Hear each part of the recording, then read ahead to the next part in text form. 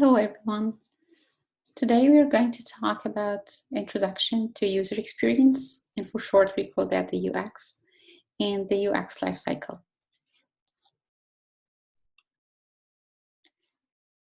So we are the Department of Software Engineering, right? And everyone here wants to graduate to become a software engineer. So why bother about studying HCI, human-computer interaction? Why does that matter?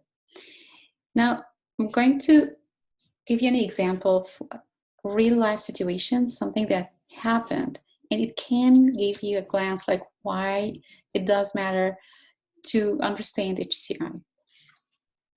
This is an incident that happened 2 years ago in 2018, early, like January 2018. You may remember that it was all over the news. And what happened was that all residents of Hawaii, they received a text message. And this message was like really scary. It was telling them there is a missile attack. When everybody was panicking, then they discovered that, well, this message that was sent to thousands of people, it was sent to them by mistake. And it was supposed to be just a test missile alert and not an actual missile alert, but that was too late, right? So let's, here, like in this link, if you click on that in the slides, you'll see one of the articles that was written about what happened back in 2018. But I'd like here to share with you some of the reactions on Twitter. So this tweet came from Don Norman, and if you're not familiar with him, I'm sure that you're going to be very familiar with him by the end of the semester because we're going to talk about him several times. He's one of the pioneers of the UX, and he wrote also some like really good books. One of them we are going to use through our semester. But that was his reaction. So he said, well, fake missile attack warning, human error, nonsense. It's incompetent design. So he thought that the design must have been awful, right? So then it will let someone to make such a mistake. Let's see if he was right or not. I'm going to show you the design, okay? Like this design that one person was blamed to click, like on the wrong link. So this is how it looks like. It looks like a web page, right? Maybe from, I don't know, like 20 years ago or something, with all these links. So in this interface, one of these links would send an alert, an actual alert, and another link, if you click on it, it would be just like the test. And here are they. So if you click on this, you're going to actually send a message to all residents of the state. And here, this link, like it would have been just like a test to the alert. So you may agree that, like this interface is really not the best, right? It does not help people, humans, to avoid errors. And that's the thing that all software engineers should think about when they design their products. For producing a high quality product, you want to help people to minimize the number of errors they can make while they are using your system.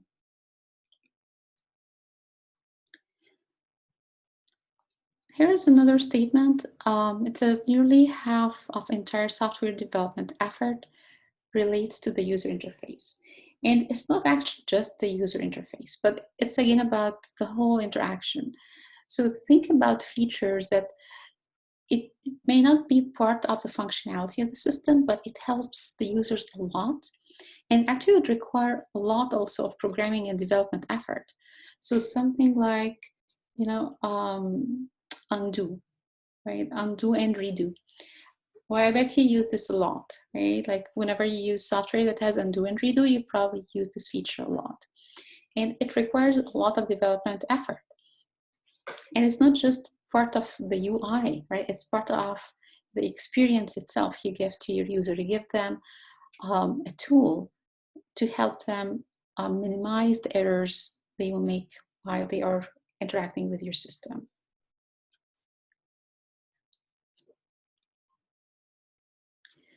Okay, so if you would like to deliver software that's easy to use and provides good user experience to the users, it requires knowledge in different fields. Definitely, you would like to have some knowledge in software engineering or computer science. This is where the C refers to, right? Computer. Um, Other than that, you would like to also have knowledge about psychology and cognitive science and ergonomics. And this is what the H refers to, human. You would like to learn about humans and how they think, how they remember information, how they process information. So all these things are very important for you to learn in order to provide good user experience. Sociology, you'd like also to learn a little bit about sociology, and you know that currently a lot of the software is used to help people connect to each other, right? So it's not just like me reading a book, for example, like a digital book on Kindle, but you can use you can play together, right? Like maybe you are using like Xbox or PlayStation, and you have your favorite game. You play it not just like individually, but you play with your friends, or you play even with people you don't know. It's not just in gaming, but of course, like in social media, right? People interact with each other. So it's really about this wider context of interaction. It's not just one person interacting with a machine. It's also several people interacting with the machine at the same time and interacting with each other at the same time. Good thing about psychology and cognitive science is that they don't change that much, right? Like if you compare humans to computers, computers evolve a lot faster. Maybe, you know, like a couple of years ago, you spent some time learning Ruby on Rails, right? And maybe now you think, well, Ruby on Rails um, is not helping me that much, and I need to learn Angular, I need to learn React if I like to do web development, right? And it's going to keep on changing. However, when it comes to humans, if you're going to learn about psychology and cognitive science, whatever you're going to learn is probably going to last with you for the last of your life. Like everything's going to stand true, which is really nice, right? Okay, so what happened to computing and what happened to interaction? We started with the desktop. Well, not really starting, but like at least for the last, you know, like a few decades, it was all about a desktop, and we have a keyboard and a mouse, and people interact with their machine using keyboard and mouse. That has changed a lot.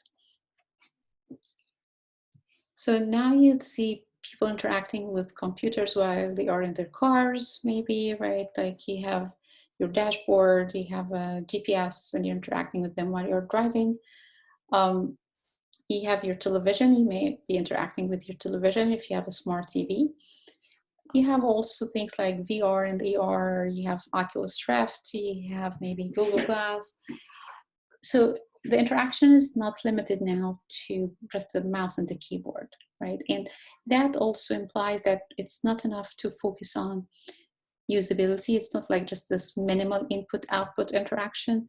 You want to pay attention to the full user experience. People now are interacting with computers while they are doing other things.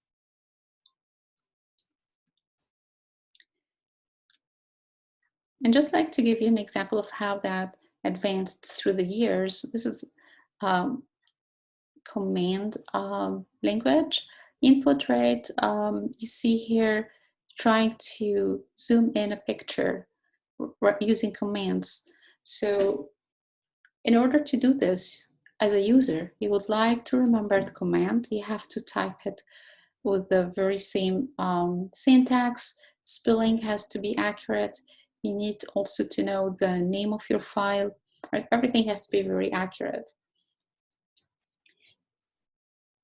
Moving to the GUI, the graphical user interface, users are not required to remember commands, and they can find them, right? Like through the GUI. So even if I don't remember where I'm going to change like the resolution of my picture, I can maybe click on the menu bar and try to find the command, and I also can find some help here. I can find shortcuts. It's going to help me use the keyboard if I prefer to use the keyboard and not the mouse.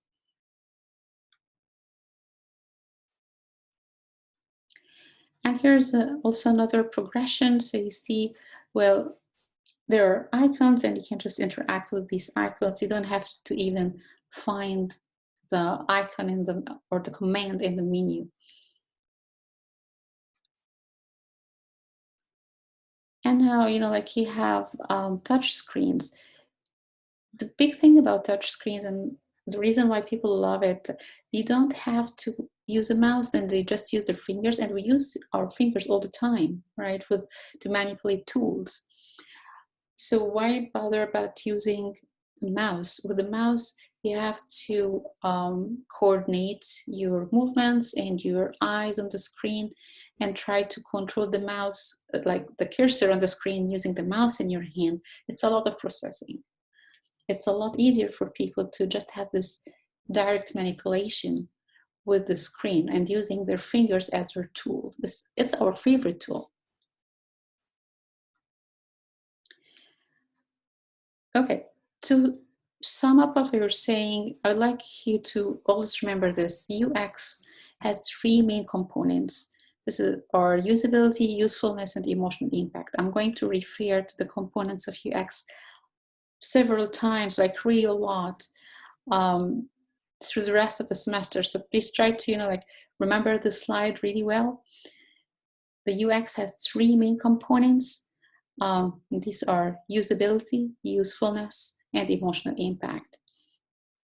The usability in itself has 5 different elements, and we're going to talk about them in more details later on.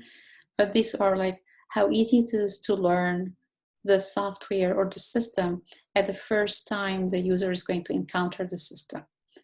And then if they are going to use the system, you know, like after maybe a couple of weeks or a month, will they be able to easily remember how to use it or not? And then the third element of usability is productivity, how fast or quickly they could finish tasks. And could also the system minimize the number of errors the users will make while they are using the system? And how much are they satisfied with the system? So these 5 elements are the components of the usability, which is in itself a component of the UX. Usefulness, this is the second element of the UX, and it's basically about the functionality, because you don't want a system that does nothing to you. So it's the actual features in the system, what actually it does to us, or it helps us to do. So for example, you know, like Microsoft Word, it helps you edit documents. This is the basic functionality, and you want it to be useful to the users. And third is the emotional impact. Now that you have a system, you know, like it has features and it's easy to use, you want also users to feel good, like when they use it. This is what we call the emotional impact, the feelings. What do they feel when they use the system? And usually, you know, like you want to have positive feelings, right? Like, so things like the coolness factor, like think about Apple and Apple products and how people, or many people, not everyone of course, but many people would feel like it's really cool to use Apple products. You feel, you know, like maybe with engagement, think about social media and how they keep people engaged, and the people spend hours and hours on social media. Why is that? It's because probably they feel engaged, right? So these are the 3 main components of the UX.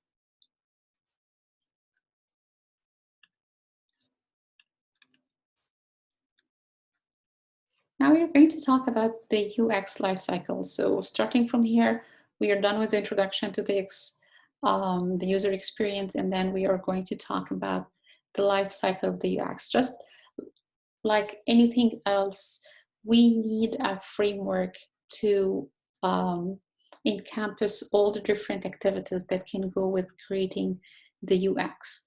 And we call this the UX lifecycle. It's iterative process. So you won't be done, like with the UX of a system just by going through steps in a linear fashion, but you'd like to keep iterating, like in this process, going from one stage to another in iterative and also in a spiral fashion, which means you may sometimes go backward in the cycle and then move forward again. In the UX lifecycle, we have 4 main stages, and these are the analysis, design, prototype, and evaluation. In the slide, you see actually a summary for the whole course. The first part, we're going to cover the analysis. We're going to talk about contextual inquiry, analysis, requirements, and models. And then we're going to move to design. And then you're going to build a prototype and conduct an evaluation. We said we will have 2 rounds of evaluation for our prototype. So this is how it looks like, the UX lifecycle. And we refer to it as the wheel. So whenever in the book or in the slides you see the term wheel, you know we are talking about the UX lifecycle. You start reading the diagram from the analysis box here. It starts by understanding the user needs. So this is why we start our project by finding users and then interviewing them, so we would collect the requirements from them. Once we are done with the analysis, we move to the design, and the design has 3 different steps or stages. We are going to work on these together, and when we are done with the design, we move to the prototype. This is going to be the part where you're going to create high fidelity interactive prototype. And then the last part of the wheel is the evaluation. And we're going again to learn heuristic evaluation and usability evaluation. We're going to apply them to the prototype. So for our course, we're going to go through the wheel just once. Yes, it's iterative, but our course, is short, and we are still learning about, these different activities. So you go through them just once. In an actual software project, once you are done learning how to do analysis, how to do design, prototyping, you can go through the whole UX lifecycle in 3 weeks, maybe. So just like a sprint.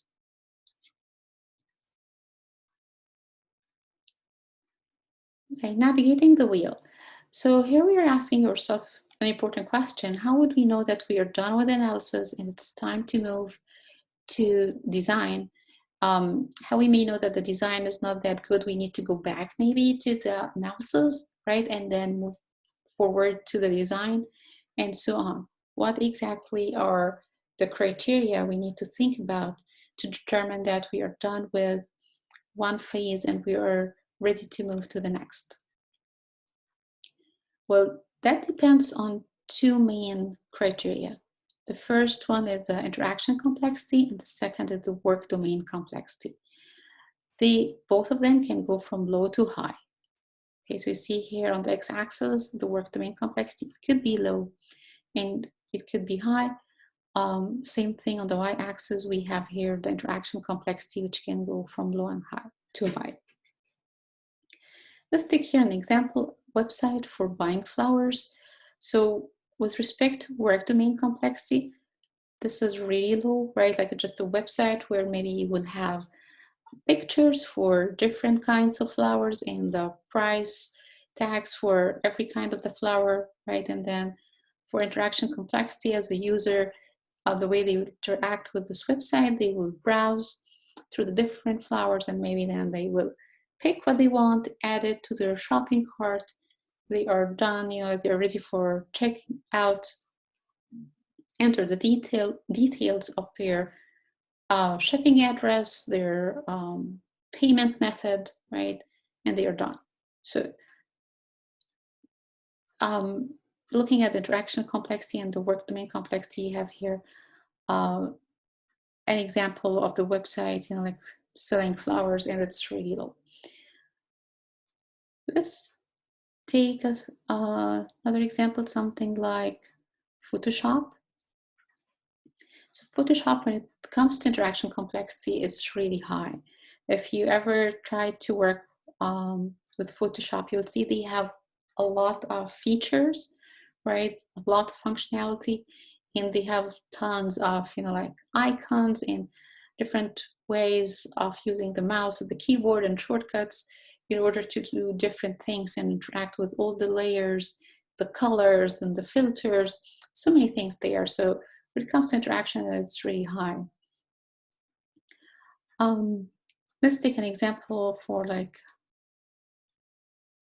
a high complexity for the work domain.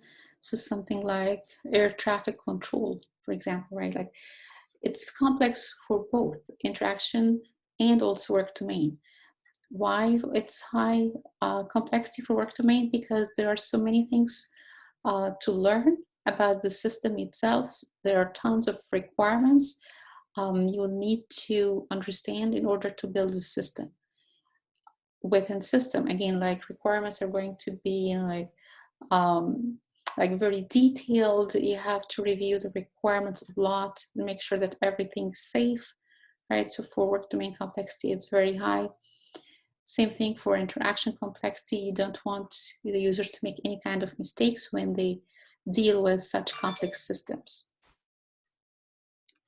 So when you figure out how complex your system is with respect to the work domain and with respect to the interaction, you can decide with your team how complex, how rigorous or light your